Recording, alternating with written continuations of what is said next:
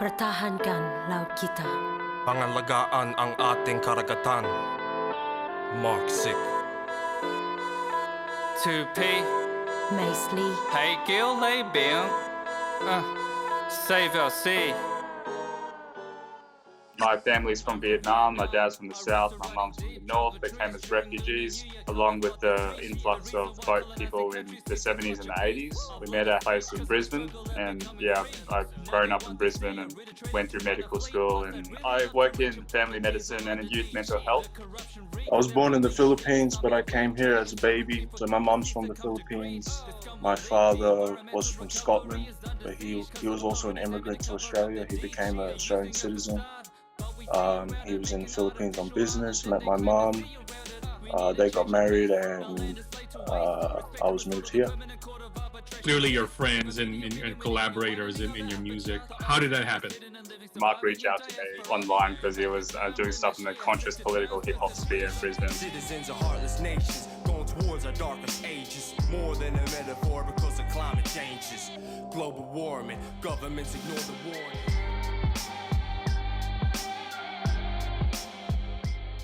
Can you each talk about how you both got into hip-hop?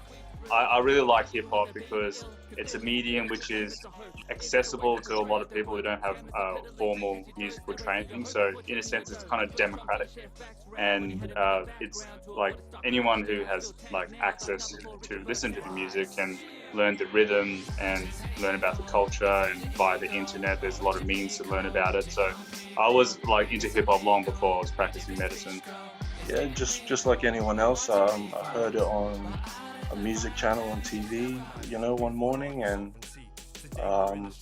I liked it, and then I just went to educate myself about it, went to find more artists. Tupac was the main influence to me. I'm from Vietnam, our roots are running deep. Jungle trees during Lunar New Year, color flood the streets. The reason why colonizing countries seek to clutch a piece. Our blood is seeped because of the struggle of becoming free.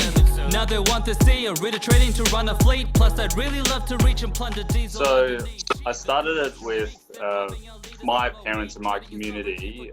They were very concerned about what was happening in the sea space around Vietnam. I can see that they're very upset about it. I read about it myself. I can see that it was quite unfair, and that it was really important that Vietnam has its sovereignty respected. And so I studying it myself, but then I realized that a lot of other small countries are also in the same boat, and it will have less impact if I just talk about our experience. They were upset about it. They were telling me that they could see that incursions into Vietnam's sovereignty would start with the sea, but they were very worried that it would just escalate further and further because, if you give someone an inch, they'll take a mile.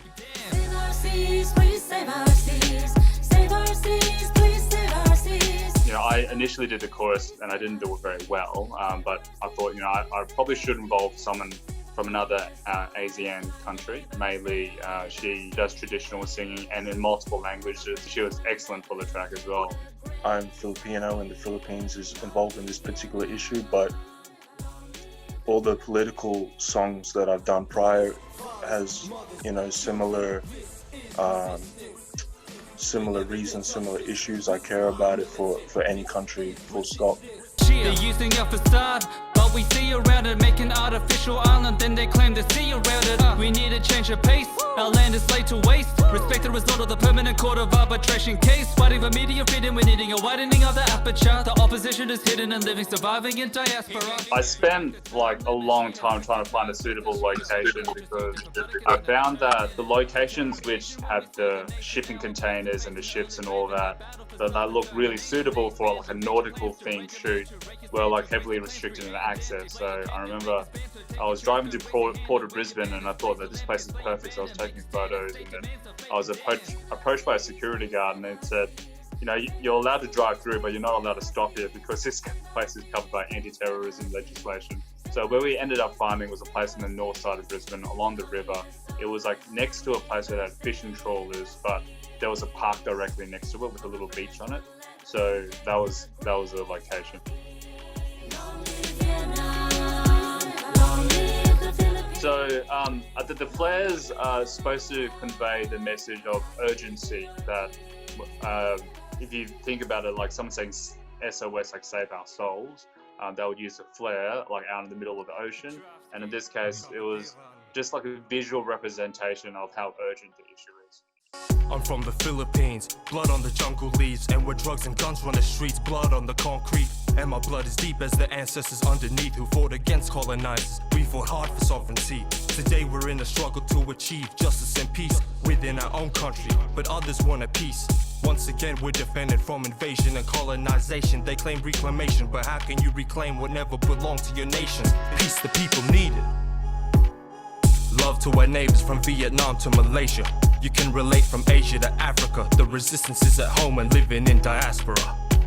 So I am the diaspora, and the resistance is definitely at home. I'm aware of a lot of civil conflicts, a lot of political conflict, a lot of activism. They expand with major plans to raid your land, to rake your stand, to grace the plans, create a dam, deflate your camp, your faith is banned, so take a chance, go raise your hand and wave your banners, blaze the lamp, display your brand and make a stand, and state demands, so faith be damned. It is about respect and